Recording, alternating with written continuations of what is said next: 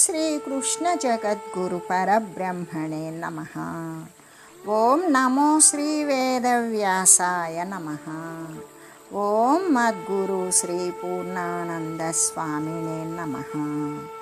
ఓం శుక్లాం భరధరం విష్ణుం శశివర్ణం చతుర్భుజం ప్రసన్నవదనం ధ్యాయేత్ సర్వవిఘ్నోపశాంతయే.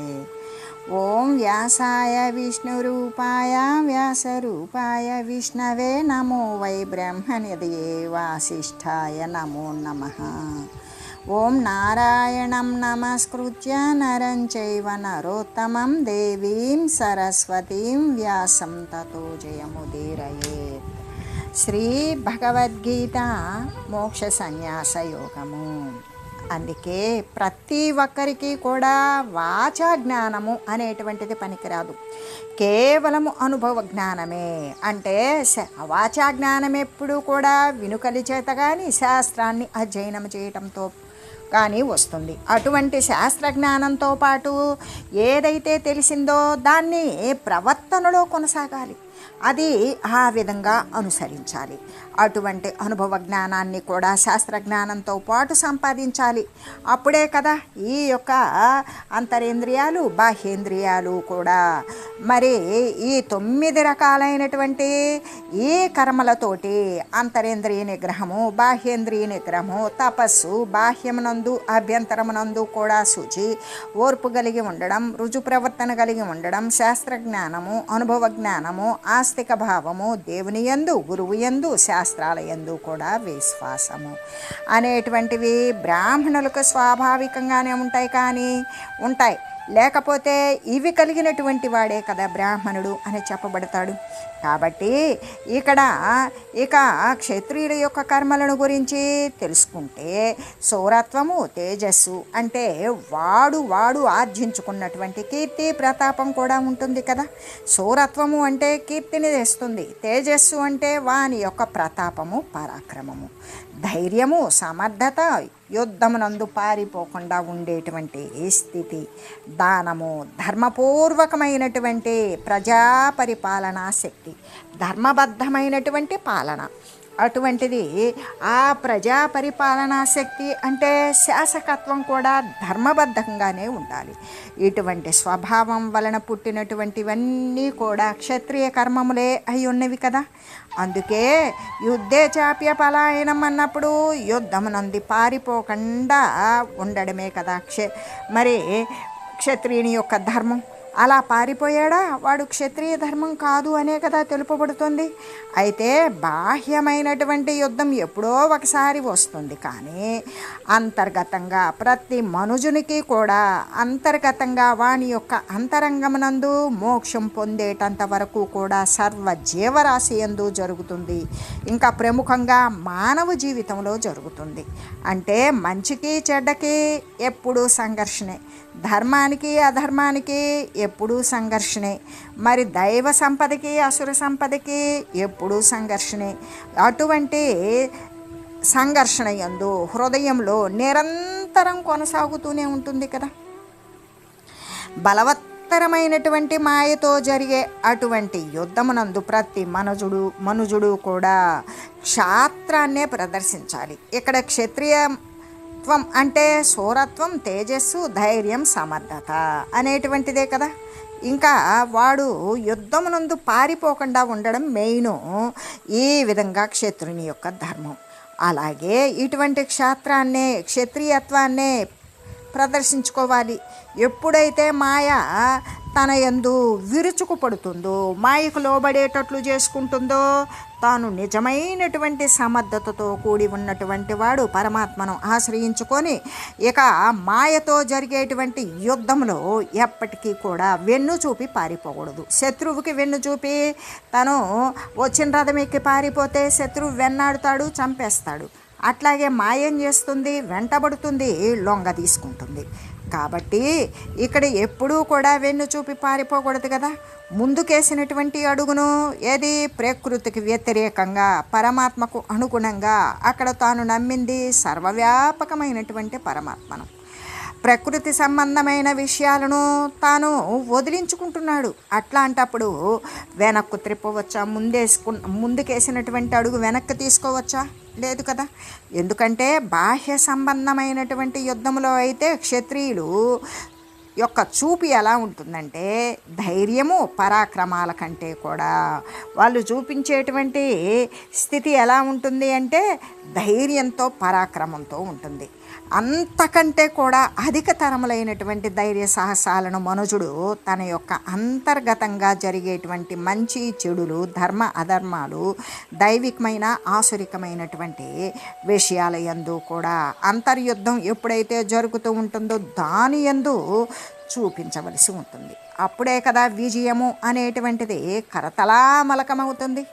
ఎప్పుడైతే ఆ బాహ్య సంబంధమైన యుద్ధమునందు తన ప్రాణాన్ని పణంగా బట్టి నిలబడి శత్రువులను జయిస్తాడో, అలాగే పరమాత్మతత్వాన్ని ఆశ్రయించుకొని ఉన్నటువంటి వాడు మాయతో పోరాడే సమయంలో మాయను లోబరుచుకునేదాకా కూడా ముందుకు వేసిన అడుగు వెనక్కి తీయకుండా పోరాడగలిగినటువంటి వాడు పరమాత్మతో పరివ్యాప్తమై ఉంటాడు. పరమాత్మ స్వరూపుడే అవుతాడు. మాయ ఎదురు తిరుగుతుంది, లోభపెడుతుంది, చివరకు ఊసపడిపోతుంది. ఎందుకు? వాడు వెనక్క మళ్ళలా పారిపోలా, ప్రకృతికి భయపడలా. కాబట్టి ఆ విధంగా అటువంటి ధైర్య సాహసాలు కలిగినటువంటి క్షాత్రత్వంతో ఉన్నప్పుడు వానికి విజయము అనేటువంటిది అరిచేతిలో ఉసిరిక పొండులాగా చాలా చక్కగా జీవుడు ఇటువంటి అంతర్గత యుద్ధంలో ప్రకృతిని ఎప్పుడు జయించుకున్నాడో, ప్రకృతికి లోబడకుండా ప్రకృతిని వశపరుచుకున్నాడో, పరమాత్మతత్వమునందు నిలబడి ఉన్నాడో, ఇకప్పుడు మోక్ష సామ్రాజ్యానికి అభిషిక్తుడు కాగలుగుతాడు. కాబట్టి బ్రహ్మతేజము, క్షాత్రవీర్యము అనే ఈ రెండింటినీ కూడా జీవుడు సంపాదించుకోవాలి కదా. ఇంకా కూడా అసలు లక్ష్యస్థానం ఏమిటి అంటే ఆత్మతత్వాన్ని సాక్షాత్కరించుకోవడం. జీవన్ముక్తిని పొంది ఉండేదాకా కూడా మనుజుడు వెనక్కి మరలవచ్చా అంటే మరలకూడదు. ఎందుకు? జీవించి ఉండగానే ముక్తత్వాన్ని పొందాలి. ఈ శరీరం పోయిందా మరొక శరీరం తథ్యం. దాన్ని ఎవ్వరికీ ఆపడానికి సాధ్యం కాదు, వశపడదు. అందుకు కాబట్టి శరీరం పోకముందే తాను ముక్తత్వాన్ని పొందాలి. అలా పొందేటంత వరకు కూడా మనుజుడు ప్రకృతికి లోబడకుండా, వెనుకకు తిరగకుండా, ప్రకృతిని చూచి పారిపోవడమో, ప్రకృతికి వశపడిపోవడమో చేయకూడదు కదా. ఈ విషయంగానే యుద్ధే చాప్య పలాయనం అని చెప్పింది. యుద్ధమునందు, బాహ్య సంబంధమైనటువంటి యుద్ధమునందు మరి ఆ శత్రువుకి వెన్ను చూపి పారిపోయేటువంటి వాడు వాస్తవానికి క్షత్రియ ధర్మానికి, క్షత్రియత్వానికి సరిపోయిన వాడు కాదు అని చెప్పినట్లుగానే ఎప్పుడైతే జీవుడు తన శరీరమునందు తాను ఉన్నప్పుడే, శరీరం వదిలిన తర్వాత కాదు, ఆ శరీరం ఉండగానే తాను జీవత్వం వదిలేసి దైవత్వాన్ని పొందేటంత వరకు కూడా మనుజుడు శరీరంగా ఉండి వెనక్కి మరలకూడదు. ఈ విధంగానే అంటే ఈ క్షత్రియ ధర్మ సూత్రాన్ని ప్రతి ఒక్కడూ కూడా తన యొక్క అంతర్యుద్ధమునందు అవలంబించాలి కదా.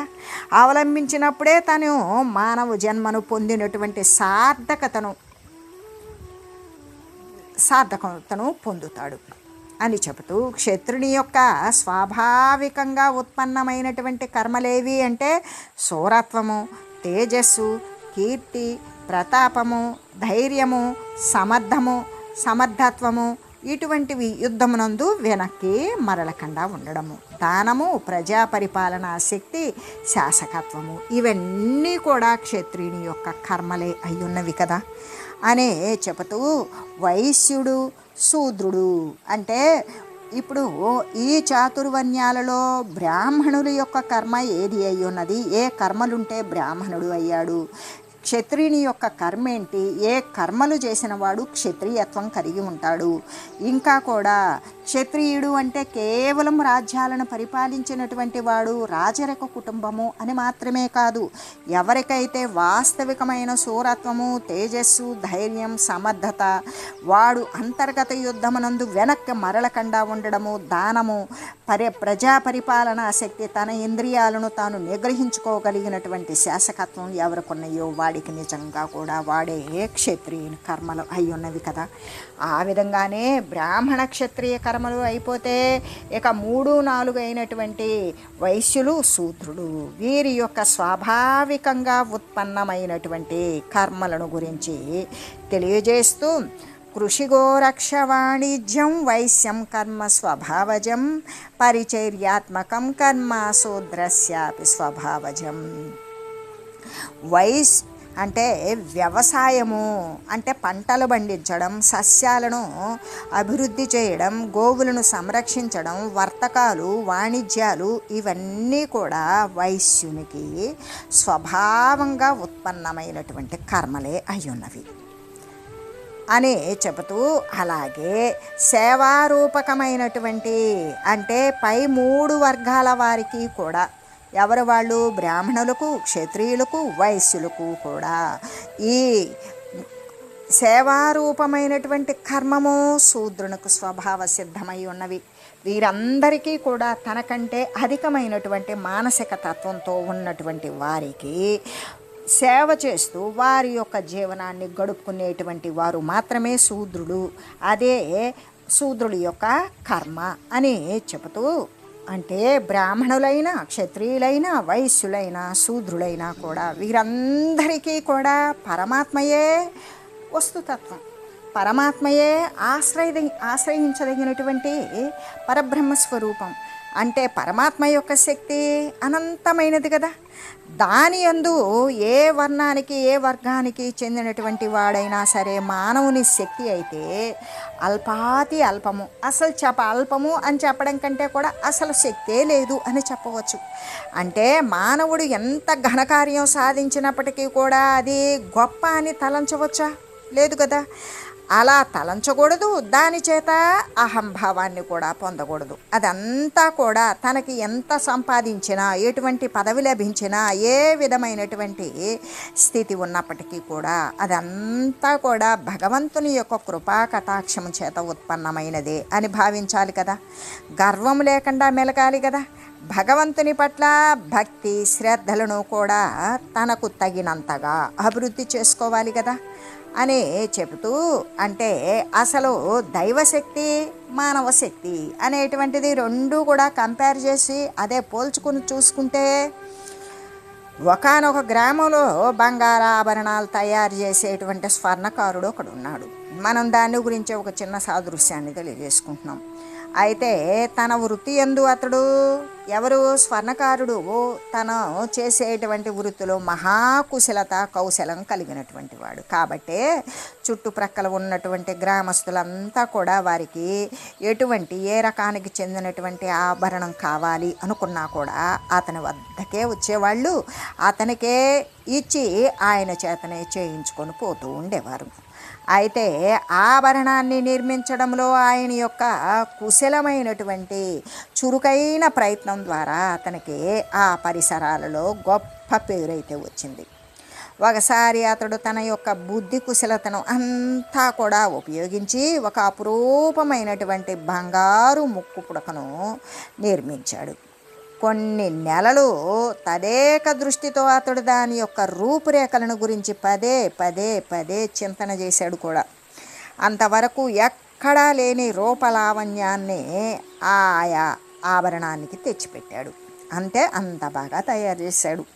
స్వర్ణకారుని యొక్క తీక్ష్ణమైన బుద్ధి అంతా కూడా ఆ క్రొత్తదైనటువంటి ముక్కు పుడక అనబడే యొక్క ఆ భూషణమునందు చక్కగా ప్రతిబింబించేటట్లుగా దానికి ఒక విలక్షణత్వాన్ని కూడా చేకూర్చింది. దాని ఫలితంగానే జనులంతా తండోపతండాలుగా దానిని చూడడం కోసం రాసాగారు. ముఖ్యంగా స్త్రీలైతే చాలా దూర ప్రాంతాల నుండి కూడా బండ్లు కట్టుకొని వచ్చి ఆ ముక్కు పుడక యొక్క సౌందర్యాన్ని కన్నుల పండుగగా చూస్తూ పరమానందభరితులే అవుతూ ఉన్నారు. ఆహా, ఎటువంటి అపూర్వ సౌందర్యం, ఎటువంటి అద్భుత నిర్మాణ పటిమ! ఇంతవరకు మన జీవితంలో ఇటువంటి ఆభరణాన్ని నిర్మించినటువంటి దక్షతను ఎక్కడా మనం చూసి ఉండలేదే. ఆ స్వర్ణకారుడు ఎంతటి అనుభవశాలు, అతని పుణ్యమాని ఈరోజు ఎంతో అసలు నేత్రోత్సవంగా ఒక అపురూప ఆభరణాన్ని దర్శించేటువంటి అదృష్టాన్ని మాకు లభింపజేశాడు. మా జన్మ ధన్యమైనది అనే ఈ ప్రకారంగా జనులు తమ అదృష్టాన్ని అంటే చూసినటువంటి దానినే అదృష్టంగా భావించి ఆయన్ను పొగుడుతూ ఉన్నారు. సరే, సువర్ణకారుడు నిర్మించినటువంటి ఆ ఆభరణం కారణంగా ఆ గ్రామానికే గొప్ప పేరైతే వచ్చింది. ఈ కారణం చేతనే ఆ గ్రామస్తులందరూ కూడా ఒకనాడు సమావేశమయ్యారు. ఏ వ్యక్తి వలనైతే తమ గ్రామానికి ఇంత ప్రతిష్ట కలిగిందో అటువంటి ఆ మహనీయ మూర్తిని సన్మానించడానికి, సత్కరించడానికి అందరూ కూడా ఏకగ్రీవంగా తీర్మానించుకున్నారు గ్రామస్తులంతా. ఆ తీర్మానాన్ని అనుసరించి నడుంగట్టుకొని చందాలు వసూలు చేసుకున్నారు. ఒకానొక శుభదినంలో బ్రహ్మాండమైన రథాన్ని పూలతో, తోరణాలతో, రంగు కాగితాలతో బాగా అలంకరించుకొని మేళతాళాలతో, భజన పార్టీలతో స్వర్ణకారుని ఇంటి వద్దకు వచ్చేశారు. రథాన్ని బయటే నిలిపారు. సన్మాన సంఘ కార్యదర్శి గారు ఏం చేశారంటే సన్మాన సంఘం అనేది ఒకటి ఉంటుంది కదా, ఆ సభ్యులతో లోనికి వెళ్ళారు. స్వర్ణకారునితో ఇలా అంటూ ఉన్నారు, మహాశయ, తమరు గొప్ప కళాకుశలురు. ఆభరణాలను తయారు చేయడంలో తమరే సాటి. తమ యొక్క భూషణాలు అంటే అలంకరణకు ఉపయోగించుకునేటువంటి ఆభరణాలను తయారు చేసేటువంటి కౌశల మహిమ చేత మన గ్రామానికి మహత్తరమైన పేరు వచ్చిందయ్యా. దూర ప్రాంతాల నుండి కూడా జనులందరూ మన గ్రామం పేరే స్మరిస్తూ ఉన్నారు. ఇంతటి కీర్తి ప్రతిష్టలను మన గ్రామానికి నిత్యం స్మరించేలాగా చేసినందుకు కారణభూతులైనటువంటి మీకు ఈ గ్రామం తరపున మేము ఘనంగా సత్కరించాలి అని ఒక మహారథాన్ని అలంకరించి తెచ్చాం. తమరు దయచేసి దాని యందు కూర్చున్నట్లయితే మేము తమరిని భక్తి పురస్సరంగా ఊరేగించి మా కర్తవ్యాన్ని, మా విద్యుక్త ధర్మాన్ని నెరవేర్చుకుంటాము. కాబట్టి దయ ఉంచి త్వరగా వచ్చి రథంపై ఆసీనులు కండి అన్నాడు. కార్యదర్శి గారు ఆ మాటలను వినడంతోడనే స్వర్ణకారుడు పక్క నవ్వేశాడు. ఎందుకు అతను నవ్వాడో ఎవ్వరికి అర్థం కాలేదు. కొన్ని క్షణాలు గడిచిపోయినవి. తర్వాత ఆ సన్మాన సంఘానికి కార్యదర్శి ఉన్నాడు కదా, ఆయన అంటున్నాడు, మహాశయ, తమరు ఈ సమయంలో నవ్వడానికి కారణం ఏమిటి అని అడిగాడు. అప్పుడు బంగారం తయారు చేసే ఆయన అంటున్నాడు, ఓ ఈ పెద్దలారా, ముక్కు పుడకం తయారు చేసిన నన్ను ఊరేగించడం కంటే ముక్కు పుడక పెట్టడానికి అనుకూలంగా ముక్కును తయారు చేసినటువంటి దేవుణ్ణి ఊరేగిస్తే ఎంత బాగుంటుంది.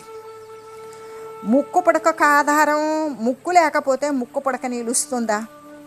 సామాన్యమైన ఒక ముక్కు పుడకను తయారు చేసిన నన్నే ఇంత గౌరవించాలి అని మీరు అనుకున్నట్లయితే ఆ ముక్కు పుడకకు ఆధారమైనటువంటి, దానికి ఆధారమైన మానవునకు ఎంతో ముఖ్యమై ప్రాణాధారమై ఆ మానవుని యొక్క మనుగడకే ఆలవాలమైనటువంటి ముక్కును తయారు చేసిన సాక్షాత్తు ఆ పరమాత్మని ఎంత గౌరవించాలయ్యా. ఇంత మాత్రపు ఊహ మీకు కలగలేదే అని తలంచి అటువంటి తలంపు వచ్చి నాకు నవ్వొచ్చింది. కాబట్టి ఓ గ్రామ పెద్దలారా, దేవుని పటాన్నే ఆ రథంపై పెట్టండి, భక్తితో ఊరేగించండి అని హితవు చెప్పాడు. ఆ బంగారం తయారు చేసేటువంటి అంటే ఆ స్వర్ణకారుని ఆ మహత్తరమైనటువంటి బోధను, ఎటువంటి బోధ? అది జ్ఞానబోధే కదా.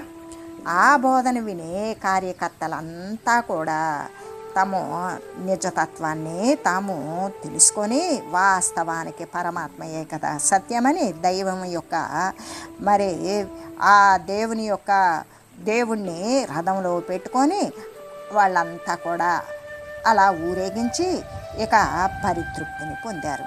అంటే ఇక్కడ ఎవరి శక్తి గొప్పది? పరమాత్మ యొక్క శక్తే కదా. ఆది అంతము లేనటువంటి అనంతమైనటువంటిది.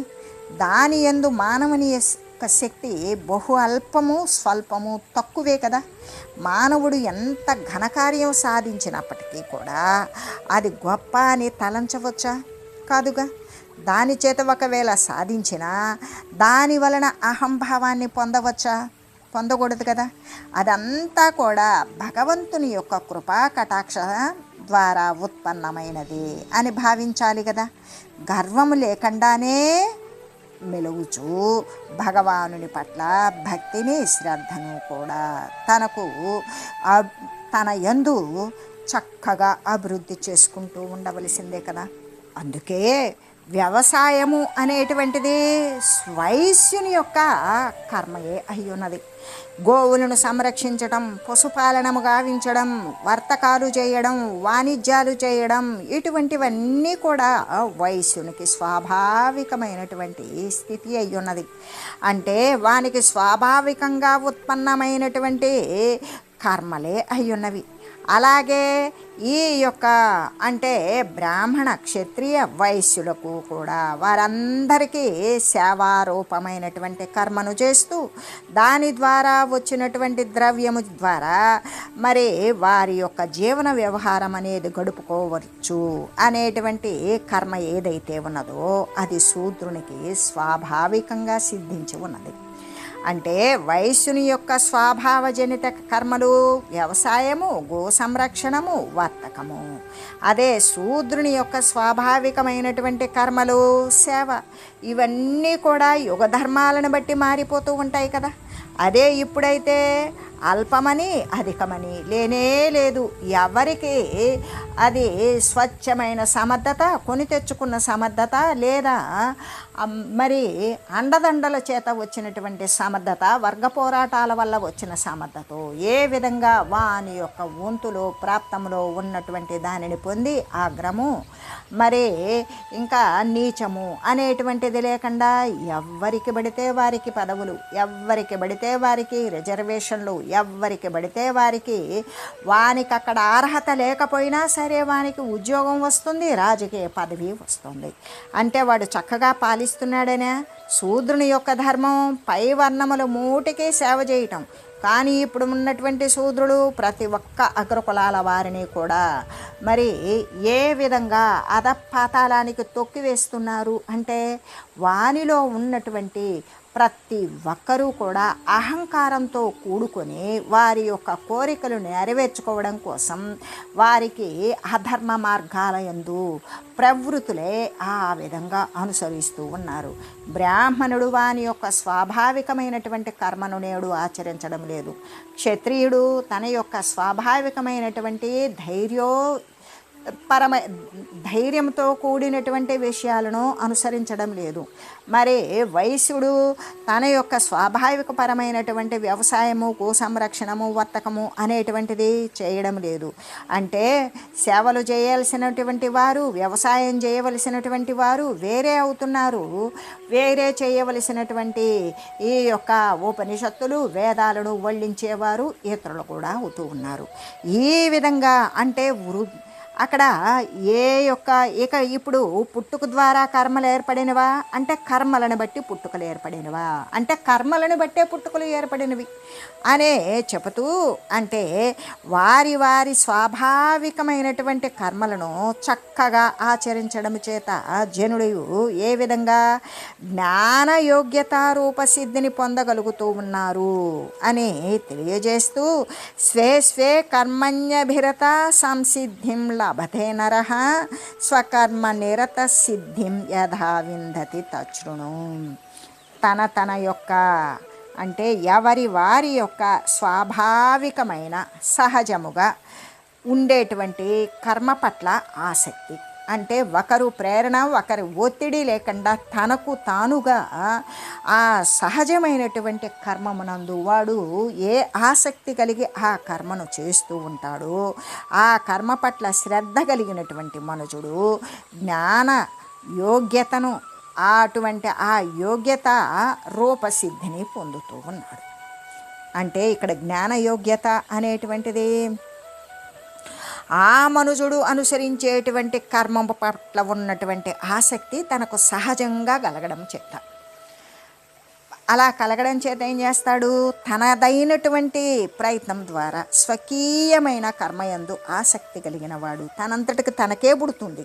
ఎవ్వరూ కూడా వాణ్ణి సమర్థించరు, మరి ప్రేరణ చేయరు. ఆ విధంగా తనదైనటువంటి కర్మయందు ఆసక్తి కలిగినటువంటి వాడు జ్ఞాన యోగ్యతారూపసిద్ధిని ఎట్లా పొందగలుగుతున్నాడో దానిని గురించి చెబుతాను విను అని చెబుతూ, అంటే వారి వారి స్వాభావికమైనటువంటి కర్మలను ఈశ్వరార్పితముగా, అంటే వారికి స్వాభావికంగా కలిగినటువంటి కర్మలను ఈశ్వరునికి అర్పించే విధంగా. ఈశ్వరునికి అర్పించడం అంటే కర్మను తీసుకెళ్ళి ఈశ్వరునికి, పరమాత్మకి, దేవుడికి, గుడిలో ఉన్నటువంటి దేవునికి అంటిస్తాడా? అలా కాదు. సర్వవ్యాపకమైనటువంటి పరమాత్మతత్వానికి ఆ కర్మను అంకితం చేస్తాడు. ఆ కర్మను వాడు పూర్తి చేస్తాడు, దాని ఫలితాన్ని ఆశించకుండా చేస్తాడు. అలా చేయడం చేత ఫలాభిలాషారహితంగా చేయడం వలన మనుషుడు జ్ఞాన యోగ్యతను, అటువంటి జ్ఞాన యోగ్యత రూపంలో ఉన్నటువంటి సిద్ధిని, అంటే అది వానికి సిద్ధిస్తుందన్నమాట. జ్ఞానము అనేటువంటిది వాడికి అంకురించటానికి ఒక అర్హతను సాధించాడు అని కదా చెప్పడం. కాబట్టి కర్మ చేత ఏమవుతుంది, మోక్షం సిద్ధిస్తుంది అని చెబుతూ, పని చేత మోక్ష సిద్ధి ఎలా కలగగలుగుతుంది అని కూడా చాలామందికి సందేహం వస్తుంది. ఆ సందేహాన్ని కూడా భగవానుడు ఇక్కడ తీర్చివేస్తూ ఉన్నారు అని తెలియజేస్తూ, ఓం మంగళం పావన గీతామాత, జయ మంగళం భక్తజనావని బంధ విమోచని, భవభయహారిణి భవ్యదాయిని మంగళం. ఓం మంగళం శ్రీ కురుక్షేత్ర రణక్షోణి విహారిణే, పార్థసారథి రూపాయ గీతాచార్యాయ మంగళం. ఓం మంగళం మహత్